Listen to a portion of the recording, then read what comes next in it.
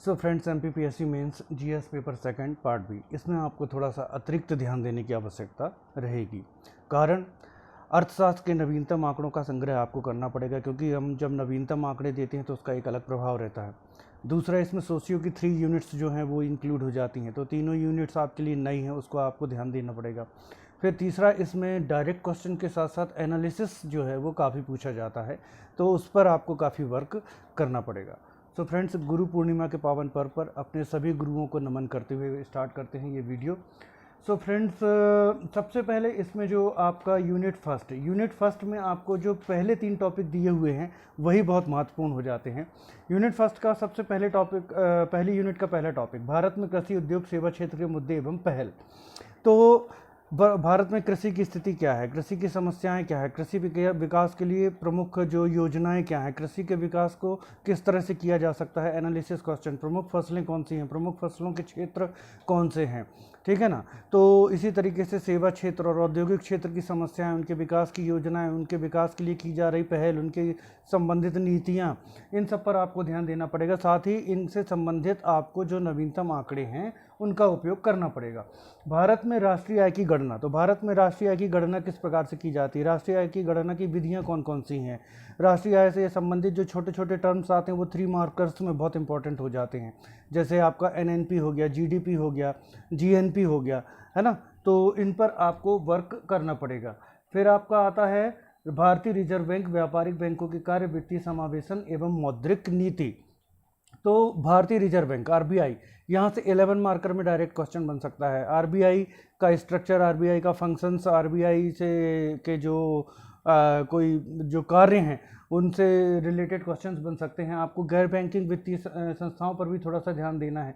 मौद्रिक नीति, तो मौद्रिक नीति, आरबीआई किस प्रकार की मौद्रिक नीति अपनाता है। मौद्रिक नीति आप जानते हैं, उसमें गुणात्मक और मात्रात्मक उपाय जो दो अपनाए जाते हैं।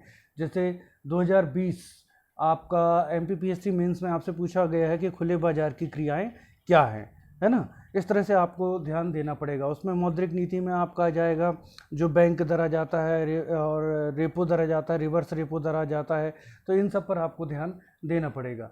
फिर अच्छी कर प्रणाली की विशेषताएं, इसमें प्रत्यक्ष कर और प्रत्यक्ष कर के बारे में आपको थोड़ा सा ध्यान देना पड़ेगा। राजकोषीय नीति, अगेन यहाँ से छोटे छोटे टर्म्स बनते हैं जो 3 मार्कर्स के लिए बहुत इंपॉर्टेंट हैं, लाइक राजकोषीय घाटा, प्राथमिक घाटा और राजस्व घाटा, है ना। फिर इसमें आपका बजट बहुत इंपॉर्टेंट हो जाता है। तो बजट जो है आपका, करंट बजट के प्रमुख प्रावधान क्या क्या हैं, आपको इस पर ध्यान रखना पड़ेगा। यहाँ से आपका 11 मार्कर में क्वेश्चन बनने की संभावनाएं रहती हैं। फिर बजट के बाद आपका आ जाएगा कि बजट से रिलेटेड शब्दावलियाँ, जैसे जीरो बजट हो गया, जेंडर बजटिंग हो गया, ये क्या है, इन पर ध्यान देना पड़ेगा। तो इसमें जो छोटे छोटे टर्म्स हैं वो 3 मार्कर्स के हिसाब से बहुत इंपॉर्टेंट हैं। और आपका फिर जैसे वित्त आयोग हो गया, इसमें जनरली 11 मार्कर से क्वेश्चन बनने की संभावना रहती है, या 5 मार्कर में भी आपसे पूछा जा सकता है वित्त आयोग के बारे में। तो हम चलते हैं नेक्स्ट यूनिट में। नेक्स्ट यूनिट हमारी ये जाती है लोक वितरण प्रणाली, भारतीय अर्थव्यवस्था की वर्तमान प्रवृत्तियां, चुनौतियां, गरीबी, बेरोजगारी, क्षेत्रीय असंतुलन। तो भारतीय अर्थव्यवस्था से संबंधित वर्तमान जो समस्याएं क्या है, भारतीय अर्थव्यवस्था के विभिन्न क्षेत्रों में जो वृद्धि या फिर उनमें जो समस्याएं आई हुई हैं उनके बारे में एक विश्लेषणात्मक जो प्रश्न है वो आपसे यहाँ से बनने की संभावना निरंतर रहती है। फिर भारत का अंतर्राष्ट्रीय व्यापार, भुगतान संतुलन, विदेशी पूंजी की भूमिका, बहुराष्ट्रीय कंपनियां, प्रत्यक्ष विदेशी निवेश, आयात निर्यात नीति। तो आप ध्यान दीजिएगा कि यहाँ पर विदेशी पूंजी की भूमिका, इससे 2020 एमपीपीएससी मेंस में 5 मार्कर्स में क्वेश्चन बना हुआ है कि भारत के विकास में विदेशी पूंजी की क्या भूमिका रही है। तो इस तरह से क्वेश्चन बन सकता है। फिर आपका इसमें एक इम्पॉर्टेंट टॉपिक आ जाता है कि भाई साहब वित्तीय समावेशन से आपका एमपीपीएससी मेंस 2020 में 11 मार्कर में क्वेश्चन बना हुआ है। वो पूरा क्वेश्चन ही मैं हो सकता है तो आपको थोड़ा सा एनालिटिक क्वेश्चन है, उसको ध्यान दीजिएगा कि ये वित्तीय समावेशन क्या है, इसके क्या उद्देश्य हैं। इस संदर्भ में प्रधानमंत्री जनधन योजना की भूमिका का उल्लेख कीजिए। आपने जनधन योजना पढ़ ली, लेकिन अब इसको वित्तीय समावेशन के संदर्भ में आप किस प्रकार से व्याख्यापित कर सकते हैं, किस प्रकार से इसकी व्याख्या दे सकते हैं, यह इंपॉर्टेंट हो जाएगा। फिर आता है दूसरी यूनिट, मध्य प्रदेश की से संबंधित अर्थव्यवस्था।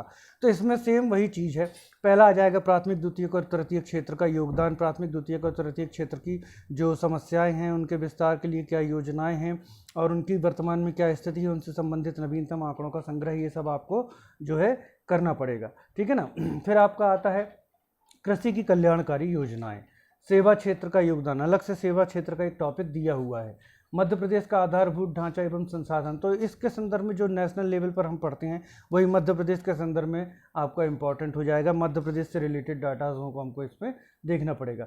मध्य प्रदेश का जननांकिकी परिदृश्य, जनरली इसको भूगोल में हम जो है वो बृहद रूप में पढ़ते हैं, लेकिन ये टॉपिक यहाँ पर दिया हुआ है। तो मध्य प्रदेश में जनसंख्या का वितरण, मध्य प्रदेश में जनघनत्व क्या है, मध्य प्रदेश में लिंगानुपात क्या है, मध्य प्रदेश में साक्षरता की स्थिति कैसी है, मध्य प्रदेश में जो आपका मातृ मृत्यु दर, बाल मृत्यु दर, ये सब की स्थितियाँ क्या है, और इस संबंध में आपको यहाँ पर डिटेल में एनालिसिस करना पड़ेगा। और बहुत इंपॉर्टेंट टॉपिक है, इससे आपके 5 मार्कर्स और 11 मार्कर्स दोनों में प्रश्न आने की संभावनाएं रहती हैं। इसके बाद फ्रेंड्स हम स्टार्ट करते हैं सोशियोलॉजी। सोशियोलॉजी जो पार्ट है वो आपके लिए नया है, इसको आपको पढ़ना पड़ेगा। इसकी फर्स्ट यूनिट रहेगी मानव संसाधन विकास। तो मानव संसाधन विकास क्या है? अधिकतम उत्पादन हेतु मानव को अधिकतम सक्षम बनाना ही मानव संसाधन का विकास है। अब इसमें क्या है? शिक्षा, प्रारंभिक शिक्षा, उच्च शिक्षा, तकनीकी एवं चिकित्सीय शिक्षा, व्यावसायिक शिक्षा, गुणवत्ताएं, बालिकाओं की शिक्षा, निम्न वर्गों के सामाजिक मुद्दे एवं उनके कल्याणकारी कार्यक्रम। तो आप ध्यान दीजिएगा कि ये जो यूनिट है ये आपको 2 जगह इंपॉर्टेंट हो जाएगी। इसी पार्ट के 5th यूनिट में फिर से आपको जो ये योजनाएं आएंगी, योजनाएं कौन कौन सी? तो भाई पिछड़ा वर्गों से संबंधित योजनाएं, पिछड़ा वर्गों के विकास से संबंधित योजनाएं, अनुसूचित जाति जनजाति के विकास से संबंधित योजनाएं, अल्पसंख्यक वर्गों की संबंधित योजनाएं, निःशक्त जनों से संबंधित योजनाएं, महिलाओं से संबंधित योजनाएं, ये जो सारी योजनाएं हैं ये आपको यहाँ भी इम्पॉर्टेंट है और इसके बाद 5th यूनिट है वहाँ पर भी आपको इम्पॉर्टेंट है। तो इन योजनाओं को अच्छे से देखना है। आपको ध्यान होगा जब मैंने फर्स्ट डिस्कशन किया था सिलेबस के बारे में, जनरल डिस्कशन, तो मैंने योजनाओं को एक अलग टॉपिक में ही दर्शा दिया था, क्योंकि योजनाएं इस जो पार्ट की बहुत मेन आपका टॉपिक आ जाती हैं।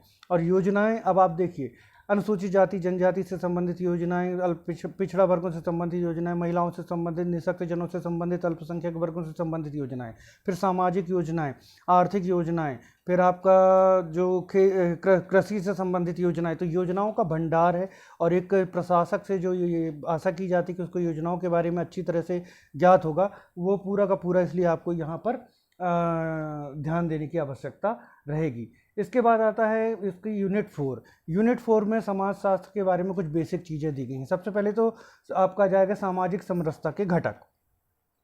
तो घटकों के बारे में पढ़ने के बाद फिर सभ्यता एवं संस्कृति। आप ध्यान दीजिएगा कि ये टॉपिक जो है सब संस्कृति है ना। इसके बाद एक और पढ़िए, भारतीय संस्कृति की विशेषताएं। ये जो टॉपिक दिया हुआ है आपको यहाँ तो इम्पॉर्टेंट है, लेकिन इससे ऐसे में भी क्वेश्चंस बनते हैं।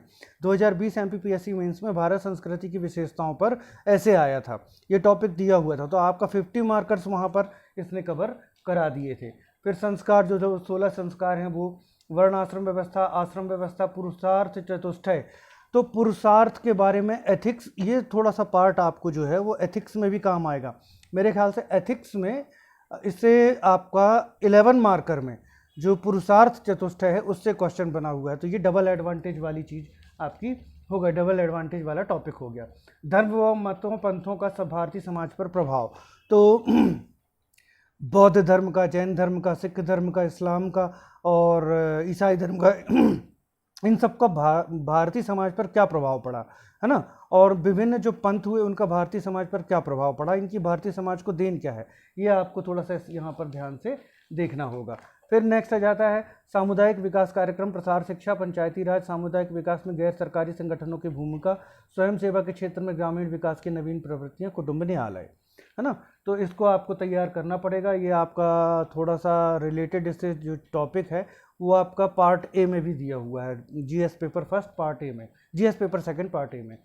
फिर 5th यूनिट जनसंख्या और स्वास्थ्य। यहाँ पर आपको स्वास्थ्य से रिलेटेड जो है बहुत डिटेल में पढ़ना पड़ेगा। स्वास्थ्य की समस्याएं, स्वास्थ्य शिक्षा, सशक्तिकरण, परिवार कल्याण कार्यक्रम जो चलाए जा रहे हैं, और जनसंख्या नियंत्रण। इसमें जो आपके विभिन्न टीकाकरण कार्यक्रम और अन्य जो जैसे फाइलेरिया उन्मूलन, मलेरिया उन्मूलन, और आपका जो मुख्य रूप से आपका जाता है क्या कहते हैं संचारी रोग, इन सब से संबंधित आपको पढ़ना पड़ेगा। फिर यहाँ पर एक टॉपिक MP से रिलेटेड दिया हुआ है, मध्य प्रदेश में जनजातियों की स्थिति, सामाजिक संरचना, रीति रिवाज, मान्यताएं, विवाह, नातेदारी, धार्मिक विश्वास, परंपराएं, जनजातियों। तो एमपी की ट्राइबल से रिलेटेड जो टॉपिक है ये बहुत इंपॉर्टेंट है, ये आपको यहाँ पर दिया हुआ है। इसमें आपको उसका कल्चर उनका जो है वो विशेष रूप से देखना पड़ेगा। फिर मैंने आपको बताया था कि जो थर्ड यूनिट का एक टॉपिक है वो फिफ्थ यूनिट में भी है, तो ध्यान दीजिए। महिला शिक्षा, पारिवारिक स्वास्थ्य, जन्म मृत्यु समंग, कुपोषण के कारण प्रभाव। कुपोषण यहाँ पर बहुत इंपॉर्टेंट है और इससे जनरली 11 मार्कर में क्वेश्चन बनता है, लेकिन इसका मतलब ये नहीं कि 5 या 3 मार्कर में नहीं आ सका, उसी को शॉर्ट में करके 5 और 3 में भी पूछा जा सकता है, लेकिन जनरली यहाँ से 11 मार्कर में क्वेश्चन बनता है। पूरक पोषण, शासकीय कार्यक्रम, प्रतिरक्षा के क्षेत्र में तकनीकी दखल। अब प्रतिरक्षा के क्षेत्र में तकनीकी दखल क्या है? तो मानवीय प्रतिरक्षा को तकनीक के द्वारा किस प्रकार से सुनिश्चित किया जाता है? विभिन्न टीकाकरण कार्यक्रम जो चलाए जाते हैं, जो जन्म होते से ही टीकाकरण कार्यक्रम चलाए जाने लगते हैं और जो आगे तक चलते हैं वो इसमें शामिल हो जाते हैं, ठीक है ना। और फिर आपका संक्रामक और असंक्रामक बीमारियों के उपचार, मैंने आपको पहले ही बता दिया, संक्रामक और असंक्रामक बीमारियां इसमें रहेंगी। और विश्व स्वास्थ्य संगठन आपको अलग से टॉपिक दिया हुआ है, मेरे ख्याल से 2000 MPPSC 2020 में आया भी हुआ है शायद। यस, नातेदारी को परिभाषित कीजिए और नातेदारी की रीतियों की व्याख्या कीजिए, ये क्वेश्चन बना हुआ है। और इसी के ऑप्शन में आपको दिया गया है विश्व स्वास्थ्य संगठन के उद्देश्यों के कार्यों की विवेचना कीजिए, ठीक है ना। महिलाओं के संबंध में एक क्वेश्चन जो भी मैंने बताया, महिलाओं की शिक्षा की स्थिति और चुनौतियों पर एक संक्षिप्त टिप्पणी लिखिए। तो अब ये एनालिसिस पर आधारित पूरा क्वेश्चन है जो आपको देना पड़ेगा। वंचित वर्ग की समस्याओं के कारण और निराकरण की विवेचना कीजिए। तो वंचित वर्ग की प्रमुख समस्याएं क्या हैं, है ना, और उनके निराकरण की, उनके लिए क्या उनकी समस्याओं को दूर करने के लिए जो योजनाएं चलाई गई हैं वही उसी को वर्णित करते हुए आपको उसकी विवेचना कर देना है। एक जो चीज़ है, मध्य प्रदेश में जब कृषि में जो उद्यानिकी बहुत महत्वपूर्ण है, मध्य प्रदेश में उद्यानिकी को बहुत विशेष महत्व दिया गया है। आपको 3 मार्कर में भी क्वेश्चन आया था, जैसे कृषि से संबंधित इस बार 11 मार्कर में क्वेश्चन नहीं आया, तो कृषि से संबंधित क्वेश्चन जो है 4 क्वेश्चन आपके 3 मार्कर्स में पूछे गए। कृषक उत्पादक संगठन योजना क्या है? मुख्यमंत्री किसान कल्याण योजना को समझाइए। मध्य प्रदेश की प्रमुख दलहनी फसलें बताइए। किन मसाला, ये उद्यानिकी का आ गया, किन मसाला फसलों को मसाला क्षेत्र विस्तार योजना में सम्मिलित किया गया है। और फिर 11 मार्कर में आपसे अगेन उद्यानिकी को कृषि क्षेत्र से ही रिलेटेड हम रखते हैं, तो उद्यानिकी से आप क्या समझते हैं? उद्यानिकी किस प्रकार मध्य प्रदेश के किसानों की आय को दोगुना कर सकती है? मध्य प्रदेश में कृषि विपणन प्रणाली संबंधी सुधारों के लिए राज्य सरकार द्वारा किए जा रहे प्रयासों का उल्लेख कीजिए। तो फ्रेंड्स, इस प्रकार के क्वेश्चन इसमें बन सकते हैं और उम्मीद है कि जो सिंपल तरीके से लेकिन बहुत महत्वपूर्ण बातों के साथ मैं जो ये वीडियो आपको शेयर कर रहा हूँ ये आपके लिए हेल्पफुल रहने वाला है। इसका उद्देश्य क्या है फ्रेंड?